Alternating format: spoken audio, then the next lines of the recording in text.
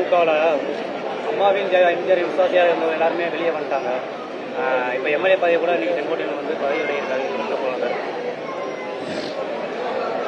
திரு செங்கோட்டையன் அவர்கள் அதிமுகவில் ஒரு மூத்த தலைவர்.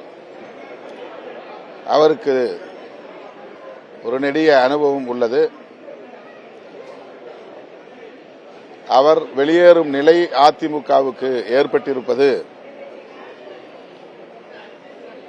திரு எடப்பாடி பழனிசாமி அவர்களுக்கும் சரி, அதிமுகவுக்கும் சரி ஒரு பின்னடைவாகத்தான் இருக்கும்.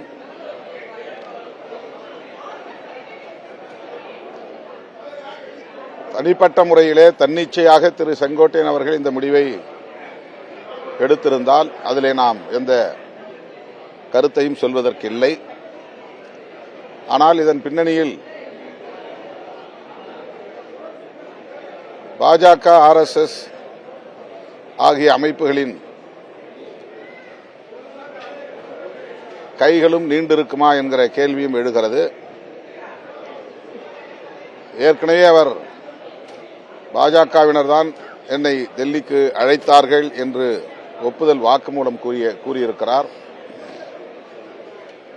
நான் தொடக்கத்திலிருந்து ஒரு கருத்தை பதிவு செய்து வருகிறேன். அதிமுகவை பலவீனப்படுத்துவதை ஒரு செயல் திட்டமாகவே கொண்டு பாஜக செயல்பட்டு வருகிறது. அது அதிமுகவுக்கும் நல்லதல்ல, தமிழ்நாட்டு அரசியலுக்கும் நல்லதல்ல என்று கூறி வருகிறேன். இப்போதும் எனக்கு அந்த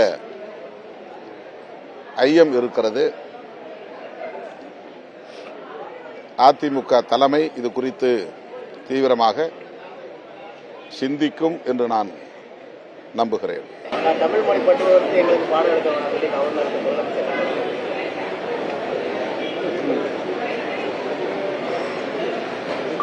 ஆளுநர் திரும்ப திரும்ப தமிழ்நாட்டு மக்களின் உணர்வுகளுக்கு எதிராகவும் திராவிட அரசியலுக்கு எதிராகவும் கருத்துக்களை சொல்லி வருகிறார். முரண்பாடுகளை தமிழ் மக்களுக்கு இடையில் உள்ள பாகுபாடுகளை வைத்து அரசியல் முரண்பாடுகளை வளர்த்து வருகிறார்.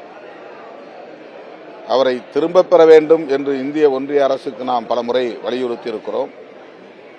ஆனால் அவரை பயன்படுத்தி இந்திய ஒன்றிய ஆட்சியாளர்கள் தமிழ்நாட்டு அரசியலுக்குள் குழப்பத்தை ஏற்படுத்துவது கவலை அளிக்கிறது.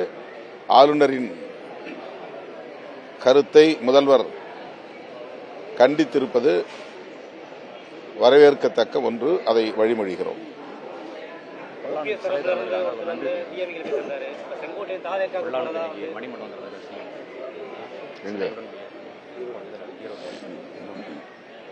தரப்பிலிருந்து ஒருத்தர் போய் டிஎம்கே சேர்ந்திருக்காரு. செங்கோட்டையன் தாவேக்காக போறதா ஒரு தகவல் வருது.